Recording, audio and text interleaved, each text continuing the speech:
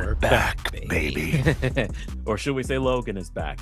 X-Men 97 Season 2, Episode 5, Weapons X, Lies, and DVDs, I believe. As we had said last week, the preview led us into knowing that this week was going to be a huge Wolverine episode. And indeed it was, as Wolverine accompanies a team to go to an old Weapon X facility for reasons that he is not disclosing, but ends up coming face to face with some Marvel space creatures we were not expecting to see. So yeah, this is a crazy episode. Again, as we said before, X-Men 97 Season 2 is not really focused on Wolverine as much, obviously to give the characters that have not had the spotlight in a while, like Rogue and Cyclops and Nightcrawler, actually finally have the time to be the characters that everyone knows them to be. But of course, we can't just abandon Wolverine to the sideline. So now we have this episode of him going to an old Weapon X facility along with some other characters, such as, of course, Morph tagging along, Lady Deathstrike, Maverick, Sabretooth, and there's one other, but I mean, he's dead, so we're not going to talk about that. But yeah, Mike, how did you feel about seeing this Weapon X team, assembled, and not only that, but their dynamic between this episode as well? I didn't mention the last review talking about how what this show's prioritized is just in terms of diversity of the X-Men, of putting other characters that focused in what we got, and cinematically, like Wolverine's been frontlining for decades now at this point. But not saying that this show does not appreciate Wolverine, but then they're able to tie up that storyline from season 1 where Magneto did remove the adamantium from his skeleton, and now he's able to get it back, and he gets it back in this episode. But the way it leads to that we didn't really spend that much time of seeing the era of feral Wolverine, which I think also they really want to avoid, but we still get that sense of he was lacking something with the bone claws. But having the Weapon X team there, like with Sabretooth and Lady Deathstrike, again, and also having the history of Lady Deathstrike and him and knowledge, in this episode too. Again, I liked how they kept that continuity, that they did have a relationship in the past too, and also the dynamic between Sabretooth and Wolverine there was always good. But having the addition to Morph, which was not really involved like that with the Weapon X or anything, but with this show, he definitely has been a good accomplice to Wolverine's character in this, and them being a pair. And again, face value, you would not think Morph and Wolverine would probably go well together. But the way they write this show, they definitely do, just in terms of having sense of them balancing each other out, but also more revealing things about Wolverine than himself, that much he tried to keep himself guarded emotionally after everything he experienced. But he's still that's still his friend. He still cares for him, and loves him and everything. So, and I like that they display that relationship with with Morph in a way that seems genuine, but also just sense of at the end, the lines of well, yeah, we always know Wolverine's the best, is what he do, what he does isn't very nice. But at the same time, do you want to be that animal forever?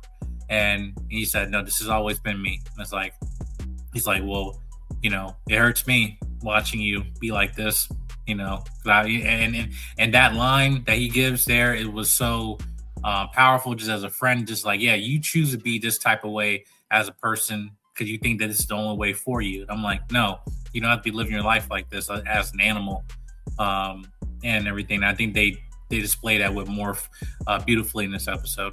That last part where he's just doesn't that make you sad? It makes me sad. And he just walks away, just sits up there with Lady Deathstrike, who the entire time has basically been reading Morph and understanding is just I understand why you are the way you are and why you're here again. You have nothing to do with Weapon X, but you're here because of Logan. You're here because of the fact that, you have a connection to him like that. But in terms of the way that she displayed it, is it's not always going to end well, especially in your case. And she's not wrong. He's not badly hurt, but emotionally hurt he is. But yeah, but there's a lot to talk about that. But going back to the Weapon X facility, it's they crash land because they get attacked by some birds who are infected by this weird little goo. And they all decide to split up. They search the facility. They end up finding one of the doctors that experimented on all of them to give them the adamantium enhancements that they did to their already, mutant genes.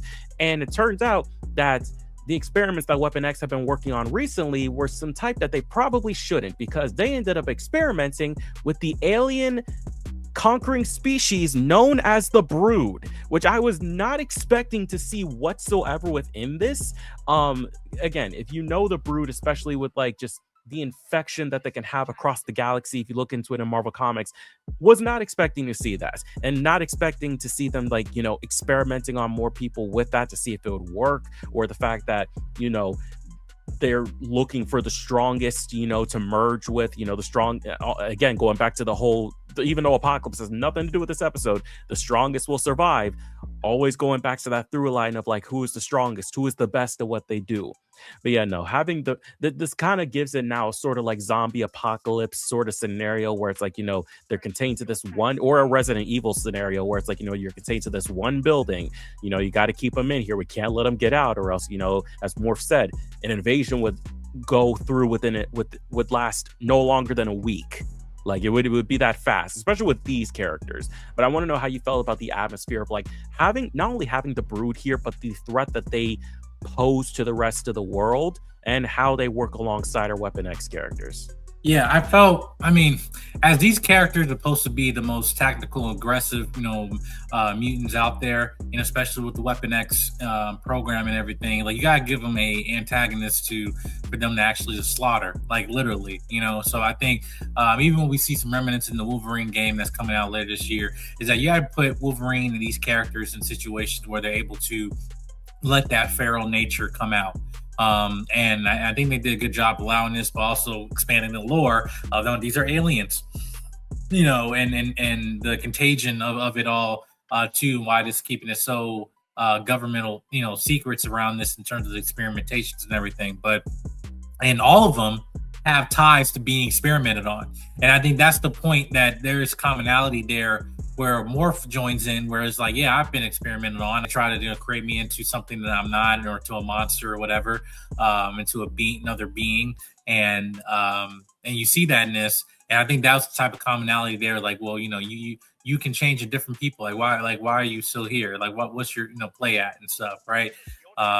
And these people are very broken individuals, and you see that here. And I think they did a good pairing in their dynamic, not just with Wolverine and Morph, but also Morph and Lady Deathstrike, and having that conversation, knowing that she's a past lover of Wolverine. And speaking of Morph, just real quick, is like, again, he was probably, outside of Logan, he was probably the MVP of this episode, not just for the many characters he morphs into, which is like Blob, The Thing, Spider-Man, Deadpool, like just the money. Not only that, but again, just like being the heart. It's like where everyone else is trying to quit, he's like, no, like Wolverine didn't quit on me when I was turned by Mr. Sinister. I'm not, like, X-Men don't quit each other. We don't give up on each other. But as we would later come to find out, the reason that Logan is here is not to take down Weapon X, but as we saw coming, he was here to get his adamantium back, because ever since, Magneto ripped it out, it's not like he has been unable to fight. As we saw in the first episode, he was able to fight. It's just, it hurts, to pull out the bone claws. It hurts because they break off. He can regrow them, but it hurts, when it does that. So it's like he wants to be at his best, so that way he can be what's best for the X-Men and for the world, especially in their upcoming fights with Apocalypse. Because I'm guessing by now, like, the rest of the team has gotten back and has informed them of what happened with Ensab and Nur and everything in the last episode. So it's like he probably feels like now is the time to get me back to my A game, so that way when we go to face Apocalypse and whatever else is to come within this season, that I'm not slacking, that I'm not, holding back. And of course, it does hurt the others, because it's like, we thought you were here so we could all heal our trauma by killing our trauma. Like, we thought you were here for the same thing. And Morph thinking, just tagging along. But even though he probably had an idea, it still hurts, because as we said, it's like Logan thinks he is only really good for killing, that he's only really good for being like the lethal member of the X-Men or of X-Force or Weapon X or whatever the case may be. But Morph obviously is one of those characters like Jean who see that there's more to Logan, the type of person that is a mentor figure to characters like Jubilee, for example, or X-23, who we see a nod to within this episode as well. There are many files of characters like her, of the Winter Soldier, of many others that were within laser discs, in the weapon facility. Ajax is in there. I think Ajax too. Yeah, so but yeah, a lot of Easter eggs there. I definitely would love to pause and look back at that. But going back to Logan is like the type of person who could be a mentor father figure to other characters that we know he has been so far within the 90s cartoon, and that he can be, as we've seen in many comics and other adaptations. Morph sees more to Logan than Logan sees in himself. But again, he only sees himself as the killer, and probably now with the whole apocalypse thing is probably not the best time for him to see any other version of himself other than that with what needs to be done. But it's like, it's one of those moments like, yeah, but Logan ends up getting infected. So Maverick dies and Logan ends up getting infected by the Brood. And so we have a Brood Wolverine hybrid going around killing. And again, as they said, like if they let him out, then the entire world does not stand a chance. So it's now the job of them to get Logan into the adamantium tank, because Logan's healing factor and the adamantium will purge the Brood DNA out of him. Not only that, they should be able to destroy the facility. Except there is a small hurdle in that, because Weapon X also had their hands on Omega Red, who is also here and ends up breaking out and fighting against Logan, because it's like, oh, my old comrades, it's time for me to take you down finally, because you want to talk about one-track minds. Omega Red, and again, we got teased of Omega Red like twice last season, and now to finally have him in a fight and also hear him speak as well, is pretty good. I need to know your thoughts on Brood Wolverine, that fight, the adamantium moment, and of course Omega Red. Tell me your thoughts, man.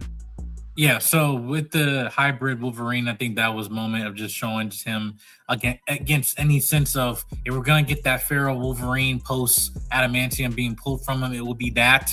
As best as we could, of much of them not trying to do that storyline with him with the face scrunch up face and and everything. So, and it was definitely giving Marvel Zombie vibes into. So I like that they did that there. Now seeing Omega Red, we got teased with Omega Red in season 1 of X-Men 97, but I love the fact they're expanding this. Omega Red was in the second Deadpool movie, in the background and as a character and stuff. But yeah, he is a powerful character, for people to, for comic book fans, in terms of readers. And I like the fact that it gave us that moment, at least the fact that we see him in combat and also with Wolverine in this time where he's excluded from the X-Men, because like to see Omega Red go against, any of the other X-Men, whatever, I don't know, it won't be a good day for them. But for Wolverine, I thought that was a good pairing there. And also to see like, okay, my head, like, yeah, Morph's going to change to Deadpool, right? Here. Like, yes, he did. So it made perfect sense. Yeah, no, like that was just, and then of course, as we see, it all leads to the big moment where they throw him into the tank. They're holding Omega Red back. They're holding the Brood back, and boom, Sabretooth turns it on, and Wolverine ends up getting his adamantium back. And so now he is back to full strength, and they're able to all get out of there again. They lost 2, but most of the team is still intact. Omega Red, he's probably not dead. He's probably just incapacitated for now. But the Brood, at least, who are in that Weapon X facility, are probably all gone. Of course, that's not all the Brood. They're space creatures, so there is a chance, especially if the X-Men have to end up going into space, be it with the Shi'ar, or say if the Guardians of the Galaxy appear or something, or the Inhumans or whatever, that the Brood could come back. So, or the Celestials as well. Like the Brood could come back in some capacity as fodder that the X-Men have to fight if they end up having space adventures in later seasons of the show. And again, it ends on a sour note when it comes to this episode, because again, it's like Wolverine, he's back to full strength, but at what cost? They lost 2 people, and while they were able to take down an entire alien invasion that was on Earth before it even got started, as well as taking down one of the most powerful undead mutants out there right now, it still came at the cost of like some hurt emotions, some hurt feelings, and some dead comrades. So it's just like the feeling of bittersweetness, where it's like, even if Logan does acknowledge that this could have gone differently if he was just open to, the truth and to telling them exactly why he wanted to go. I think at the end of the day, he understands what needs to be done. And I think Morph and Lady Deathstrike also do as well, even though, again, for someone who used to love Logan in the past and for someone that does care for him a lot now, I think they both are just like, we just wish this wasn't the life that you had. Like there was that unspoken gaze between both Morph and Lady Deathstrike, where it's just like they both wish things were different for James. Different. They both wish something was completely different. But I want to know your thoughts on just like the somber feeling towards the end of this before we wrap up. Yeah, like that part of him, he could have just told him what's going on. Okay, I need my adamantium back, and I feel less than. But it make him seem more vulnerable than he already is, and I think that's a very realistic way, what you want to call it, insecurity of it. Like, yeah, Wolverine is not honest with himself, right? It's not even about him having a lost memory. No, he's choosing not to share. Like, hey, I'm scared. I don't want to, be continuing moving on, and I don't have my claws back. I need it as part of me now. It's been part of me for a long time, and I feel like I'm nothing without it, and I'm less than without it and everything. And I feel that even seeing the history with Lady Deathstrike and their relationship from previous seasons, that you also just showing the history of like, hey, listen, the reality is like some people choose to be who they are in these situations, and folks wish things could have been different, but it can't. It's like their story is tragic, for both of them, and why things didn't work out for them. And for Morph, again, when he says it's just like, I'm not, I'm sad. I'm sad for you. That's the part. I'm sad for you. I'm not sad about myself that I got stabbed by, your claws and everything. I'll be all right. But at the same time, it's like, no, I'm sad for you that you choose to continue living like this. And we all have been in that situation with some friends and stuff like that, and at different points in our lives. And I think, again, that was a very mature moment in the storyline to unpack that. And also just with Wolverine not being the main person, but yet we had a Wolverine-centric episode to tie up that loose end of his adamantium claws, and now we can move forward on with the bigger grand story of the season, but yet we still have an emotional arc for him.